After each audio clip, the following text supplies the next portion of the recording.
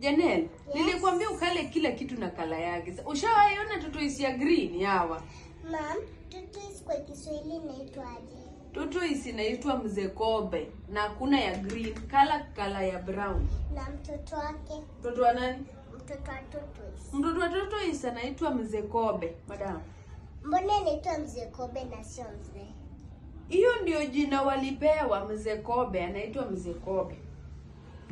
Haezi itwa mzee kobe na sio mzee? Anaitwa mzee kobe. Mwenye alikuwa anapeana jina ndio alipea hiyo jina ya mzee kobe, madam. Asiitwe mzee kobe. Aitwe nani? Wa mzee kobe. Anafaa kuitwa nani? Anafaa kuitwa nani? Na nyatewa kala hizo vitu mimi sijui mzee. Mbona anaitwa mzee kobe? Afai kuitwa mzee kobe. Anafaa kuitwa nani? Mingei. Anafaa kuitwa nani atuweje? Nimekwambia ukala hiyo kitu kala brown. Weka pala. Kala hiyo kitu apala. Ama uweke black. Hakuna tortoise ya green. Yawa. Give me the kobe more.